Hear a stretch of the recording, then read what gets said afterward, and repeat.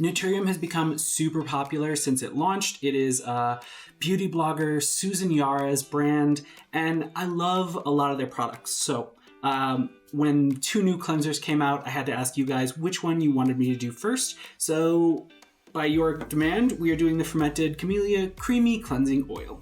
Just a real quick note, if you enjoy these videos, please make sure that you're subscribed. Comment, let me know what you're looking for. I'm loving the comments that I'm getting. Great questions and great products that you guys want me to try out.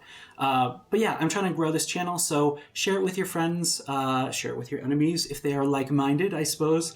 But yeah, I would really appreciate the support. I do buy all these products with my own money, and I love the opportunity to spread skincare information. And yeah, just appreciate any support you can provide by sharing it, liking it, comments, subscribe, all that stuff.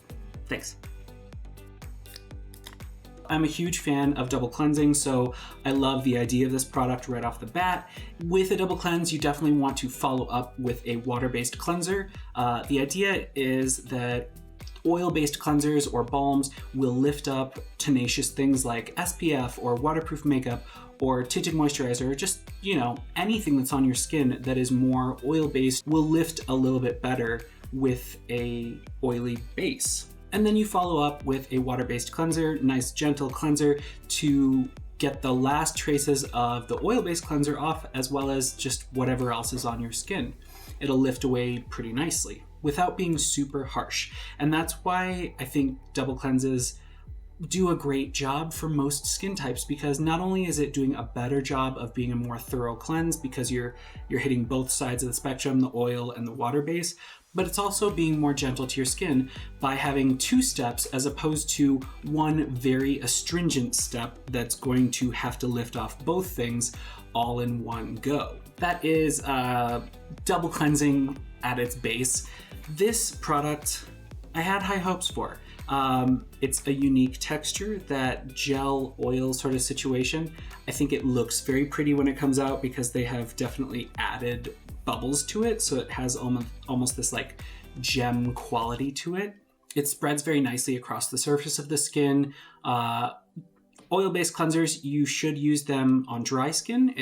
That's the best way to do them, because then when you add water in, they will emulsify and rinse off. So you do it dry and it lifts up all of those oil-based things, makeup and tenacious products. And then when you rinse it away, that emulsifier comes to life, at least in a well-made product. It is important to note that oil-based cleansers are different from oils when you're talking about makeup removal and a double cleanse. Because just using straight oil on your face, especially like coconut oil or olive oil, things that are very viscous all on their own, yes, it will lift makeup very nicely and be very gentle to your skin because it's not actually penetrating into your skin. But then it becomes much more difficult to remove.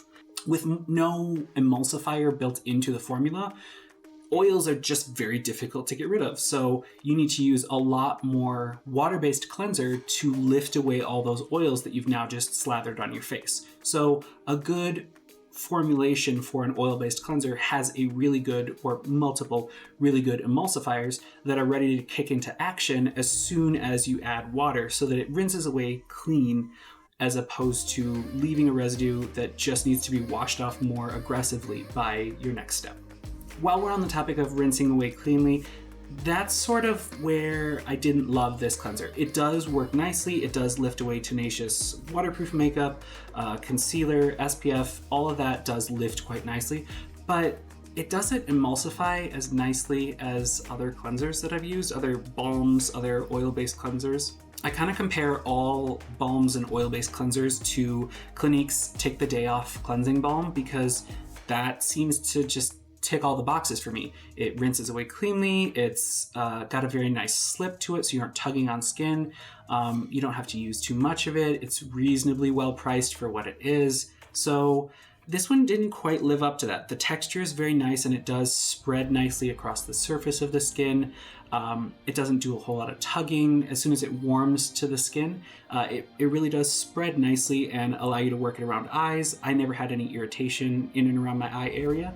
But then when I would add water, it got milky a little bit, but I guess it never got creamy and it never really emulsified everything away for me. It always felt like there was a little bit of a layer still on my skin, and I tried using less of it, still didn't do it. Now, if I went in with something like a microfiber cloth, that worked really nicely, and I mean, microfiber cloths, they're awesome.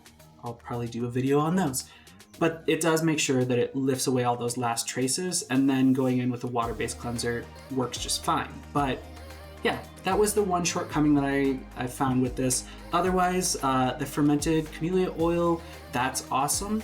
Fermented ingredients tend to be more bioavailable, so the nutrients and things, even though it's going to be on your skin for a very short time, that's nice. It does have jojoba oil and chia seed oil, which are both high in nutrients and great. Jojoba seed oil actually is pretty close to skin's natural sebum production, so that means it can break down that excess oil from your skin pretty easily. Other formula notes, it's got glycerin in it, which is great. It's a wonderful humectant and skin reparative ingredient. I like to see that there. Along with capric triglyceride, which is the base. That's a nice emollient, and it's very inert, does what it needs to help kind of replenish skin's barrier, as well as just giving it a very nice texture. So the two emulsifiers that I noted were sucrose laurate and hydrogenated lectin. Like the rest of the formula, both of those are gentle on skin and should do a good job of emulsifying the oils both on your skin, in your products, and in this product. So it should all lift away pretty nicely. But like I said, my experience, it was not the cleanest rinse ever, but those of you who are super dry and even, super irritated skin conditions should find that this is pretty nice because it's not overstripping and leaves you that kind of nice protected layer. For oilier skin types and those who are more congested pore prone, this does have an ingredient, ethyl hexyl palmitate, and that is something that is maybe on the higher comedogenic scale, so just be wary of it. In a rinse-off product, especially if you're going to go in with a second cleanse after this, I don't think you have too much to be worried about. Just make sure that you are truly rinsing it clean and cleansing afterwards. This product has no scent, no coloring to it.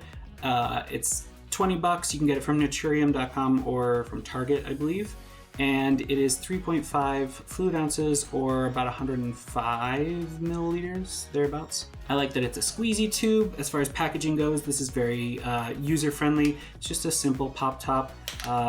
Does seem like it would travel pretty well. 3.5 is pushing it, but it's not gonna open in your bag very easily. And whether you keep it on your bathroom counter or in the shower, it's gonna dispense the product pretty nicely. You aren't having to dig your fingers into a tub or anything like that.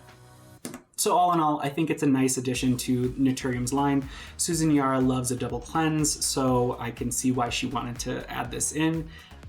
It's a gentle oil-based cleanser. I think it could use a little bit of tweaking to make it rinse off a little bit nicer, but that's mostly me just being picky. So yeah, give it a try. If you've never tried an oil-based cleanser, this is an awesome one to use. And yeah, let me know what you think. Until next time, take care.